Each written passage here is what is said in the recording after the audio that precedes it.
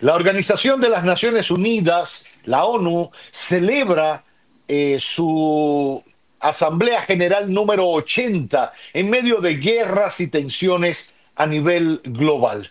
Como las paradojas de la vida, una organización que fue fruto, el resultado de una guerra para que se entendieran los países, para que hubiese un marco de entendimiento. Hoy es casi desconocida ante la cantidad de conflictos regionales y guerras fortísimas. No estamos hablando de baja intensidad ni de nada de eso. Guerra, guerra de a cañonazo duro con miles de millones de personas muertas. Ni hablar de la batalla contra el hambre que es casi ya perdida. ¿Cómo realmente encuentran estos 80 años a la ONU? ¿Para qué ha servido este organismo si al final seguimos viviendo de cara a las guerras entre las naciones? Para hablar un poco de esta nueva Asamblea General, de este nuevo periodo de sesiones en el aniversario 80 de la ONU, me place muchísimo recibir al experto internacional, al doctor Pascal Peña Pérez, que nos acompaña desde Santo Domingo. Doctor, gracias por acompañarnos. Muy buenas tardes. Muy buenas tardes, un inmenso placer poder estar aquí con ustedes nuevamente y poder abordar esta temática que viene en efecto a partir de la Asamblea número 80, aniversario número 80 de Naciones Unidas. Así es. A mí me gustaría comenzar por precisamente lo que comentaba el canciller y esta nueva propuesta que se ha presentado a instancias del secretario general Antonio Guterres a través de Estados Unidos y Panamá de cara a buscarle una solución al conflicto en Haití. ¿Por qué ha sido tan difícil? ¿Cuál será el bajadero? ¿Por qué República Dominicana sigue insistiendo y no acaban de escucharla en el mundo? Hay dos razones aquí a considerar, una política, sin dudas, y otra económica.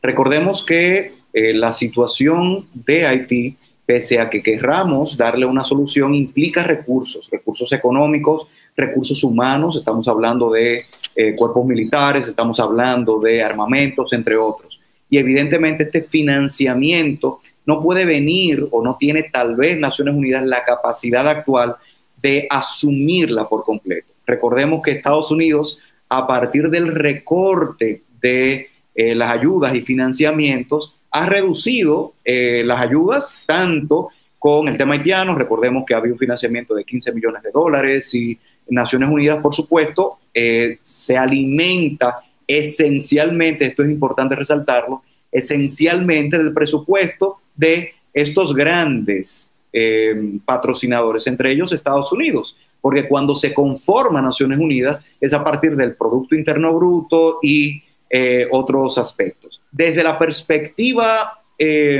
política, ¿quién asume la responsabilidad? ¿Quién asume la responsabilidad de llevar a una solución definitiva? ¿Quién ante un conflicto armado interno como el que tiene Haití, quién asume el uso de la fuerza? Y de ahí entonces, y aquí conecto con dos de las preguntas que hacías, aquí entonces debe cambiar la naturaleza y es correcta la propuesta realizada por Estados Unidos y Panamá.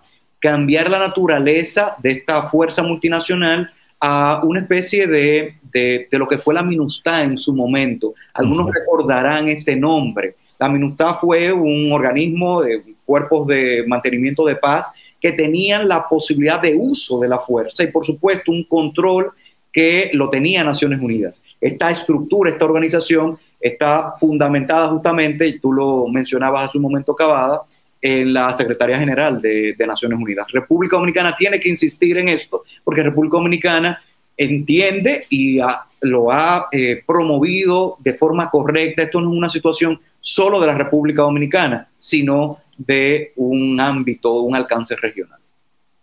En torno a los conflictos bélicos, mencionaba algunos, Ucrania, Rusia, el propio Trump lo mencionaba en sus discursos, el propio Antonio Guterres también lo mencionaba y hacía en su discurso el secretario general una declaración casi que me sacaba las lágrimas porque recurría a que nadie lo iba a cansar. O sea, nadie lo iba a derrotar en su empeño de garantizar la paz, la hermandad entre las naciones, la coexistencia pacífica, la convivencia entre los pueblos. O sea, nadie le iba a derrotar. Creo que ya en un esfuerzo sobrehumano para que por fin entendieran que la ONU como organismo internacional sigue siendo la institución llamada a mediar en los conflictos. ¿Por qué no ocurre? ¿Por qué es Trump quien sienta a Zelensky y a Putin, aún no cara a cara, pero por separado? ¿Por qué es Macron quien interviene? Claro, son los países también de la Unión Europea y del entorno que se ven afectados por la zona. Pero ¿por qué no es ONU quien asume un papel más protagónico, por poner solo un ejemplo de un conflicto bélico importante en este momento? Claro, excelente resumen que has hecho y la respuesta clara es que desde la conformación Naciones Unidas eh, nace, coja, tuerta, manca, como querramos decirle, y nace controlada bajo este gobierno de los grandes poderes, de los países que originalmente dieron o llevaron a la paz. ¿Y qué sucede? Tenemos a Estados Unidos y aquí para la toma de decisiones hay que recordar, y resumo brevemente, recordemos que Naciones Unidas tiene diversos órganos, ¿verdad? Diversos órganos, entre ellos voy a hacer solo mención a dos, que son los más importantes ahora. Asamblea General de Naciones Unidas, que es el cónclave de todos los países, es como si fuera el Congreso, que tiene el Senado y tiene a diputados. Tenemos el Consejo de Seguridad. En el Consejo de Seguridad hay 5 miembros permanentes, son estos 5 miembros los que tienen realmente el poder de decisión. Tenemos a Estados Unidos, tenemos a Inglaterra, tenemos Rusia, tenemos China y tenemos, me falta uno ahora. Alemania. Ya, no. China, Rusia, Francia y Francia. Francia. Entonces, ¿qué sucede?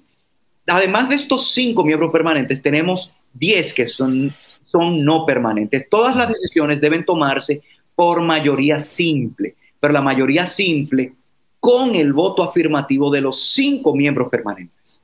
Esto implica que, hace 2 semanas vimos el ejemplo práctico, se propuso una resolución en el Consejo de Seguridad donde se motivaba a poner fin inmediato a lo que estaba sucediendo en Gaza.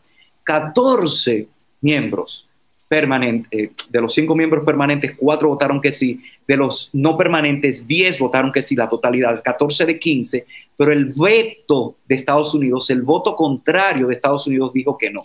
Esa es la razón por la que no funciona, por la que en la práctica la teoría ha sido consumida y la realidad es que los intereses políticos, los intereses geoestratégicos son los que llevan a que los estados se involucren y tú muy bien lo decías, Cavada.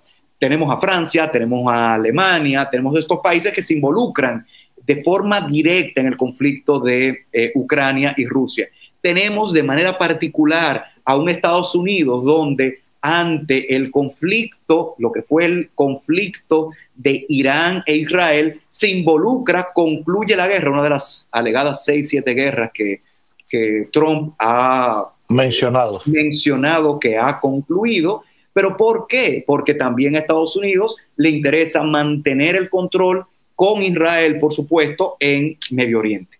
Entonces, la realpolitik, los intereses son los que dominan, lamentablemente, y el derecho, el deber ser, termina siendo lamentablemente amañado por esta realidad.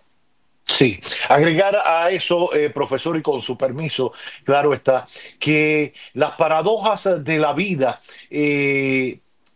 la norma es que las mayorías tomen las decisiones y se impongan las mayorías.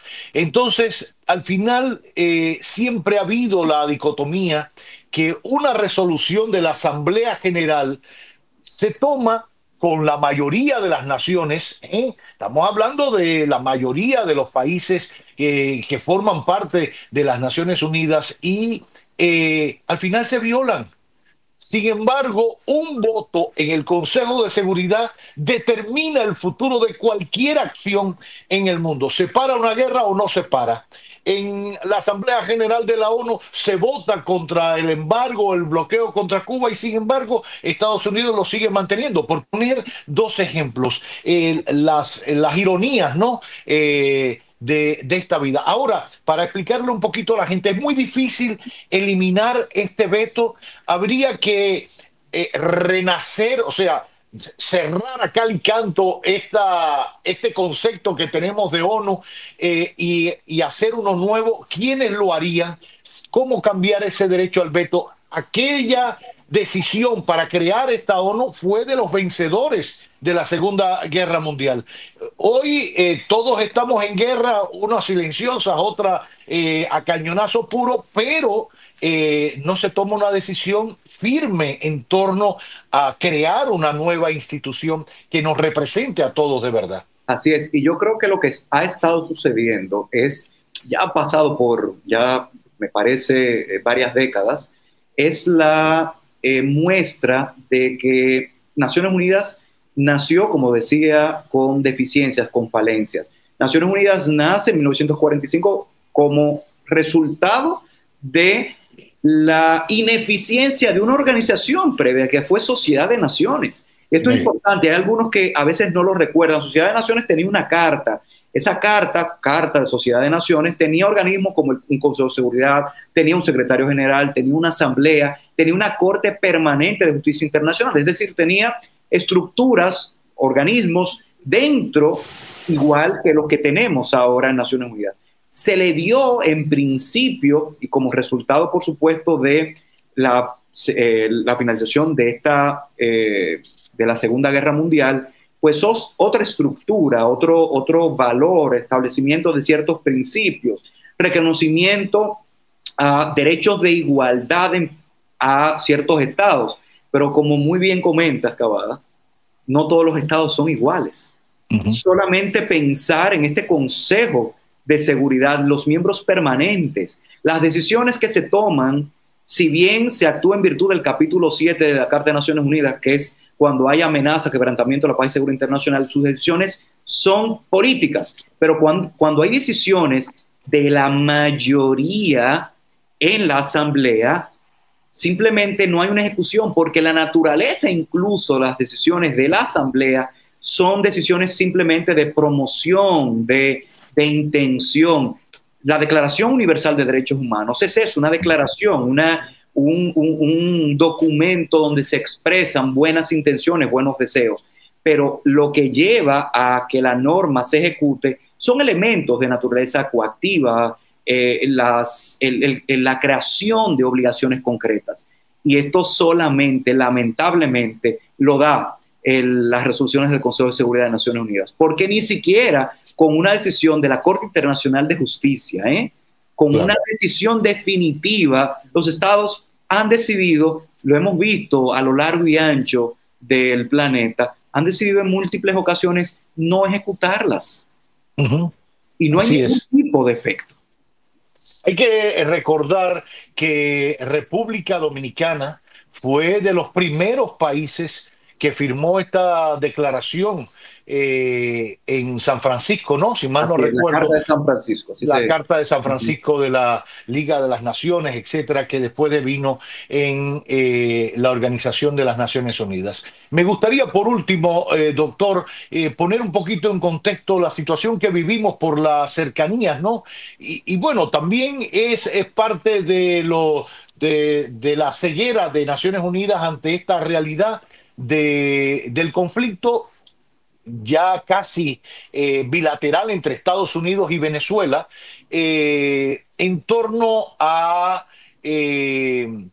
una eventual crisis bélica o latente invasión so pretexto de combatir el narcotráfico. Yo no sé realmente si la mayor cantidad de drogas que llega a territorio estadounidense sale de Venezuela o va por el Pacífico saliendo de Colombia, o va por otras vías.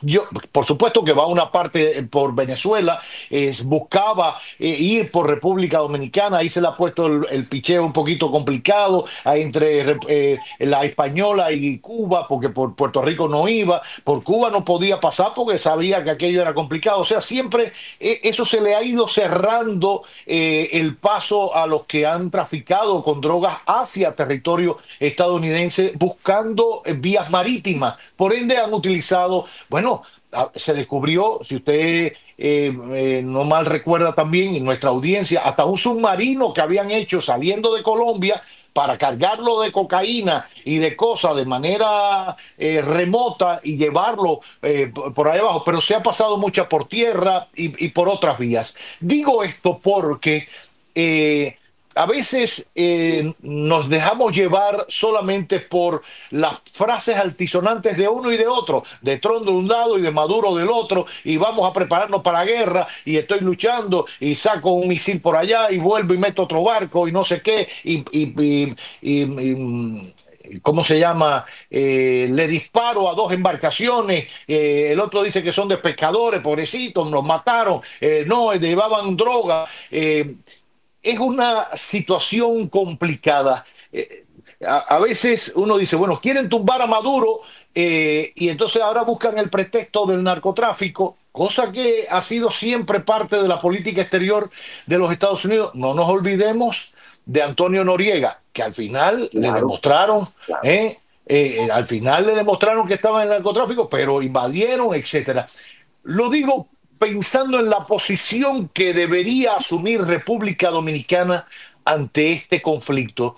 Ayer lo hablaba con algunos miembros de mi equipo que son muy jóvenes, y decía, es algo que debe pensarlo bien el país, porque si algo todavía nos duele en República Dominicana es la invasión del 65. República Dominicana ha sido de los pocos países del continente invadido dos veces por Estados Unidos, en el 16 y en el 65.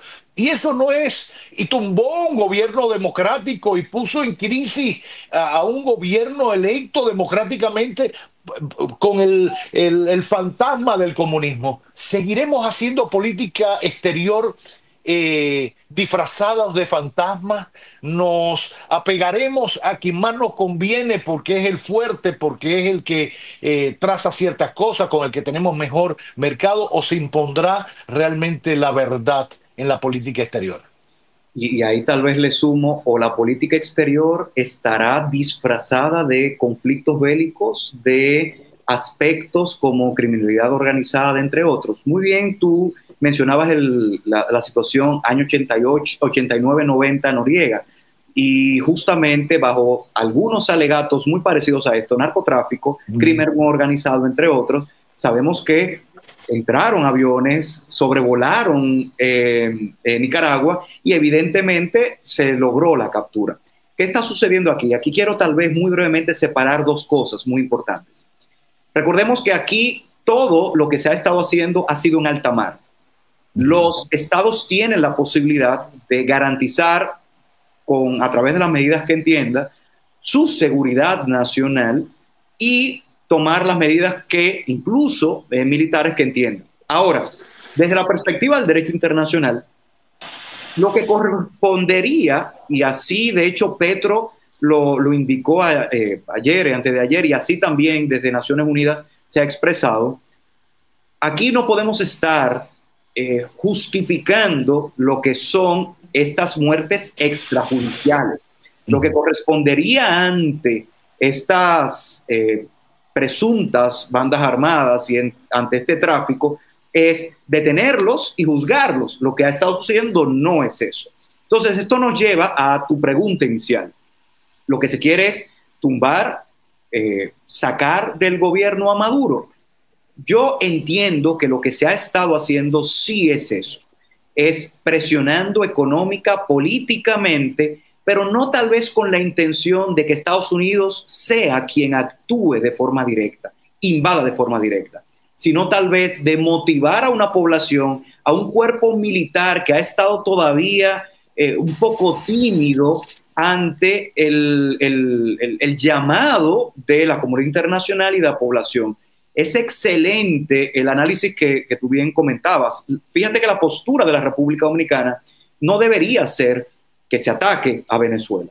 Sin embargo, República Dominicana, tenemos un decreto que ha declarado el Cartel de los Soles ya como terrorista, pero de forma muy prudente, me parece, el presidente nunca ha establecido, diferente a lo que ha tenido el discurso el presidente Trump, no ha vinculado a Maduro con el Cartel de los Soles. Entonces, esto implica que República Dominicana, y en su decreto así lo dice, puede tomar todas las medidas del lugar dentro del territorio y fuera del territorio para apoyar a la persecución del Cartel de los Soles. República Dominicana, por tanto, ante una situación como esta, debe siempre en promoción a los derechos y a las obligaciones que emanan de la Carta de la OEA y de la Carta de Naciones Unidas, promover, por supuesto, medios pacíficos y a su vez también nunca, y así lo establece la Carta, los estados no pueden involucrarse ni en el reconocimiento de gobiernos ni en el reconocimiento de invasiones como lo que podría ser eventualmente una posible invasión de parte de Estados Unidos. Así que yo creo que esto es un tema que estaremos viendo en las próximas semanas. Insisto, hay muchos intereses económicos también envueltos. Fíjate que frente a todo esto, como quiera, se le otorgó el permiso a Chevron para continuar con la explotación luego de que se había reducido, suspendido durante unos cuantos meses. Así que vamos a ver lo que va a suceder. Así es. Y bueno, se confirmó ya por ambos lados que Maduro había enviado una carta a Donald Trump para ver cómo se entendían.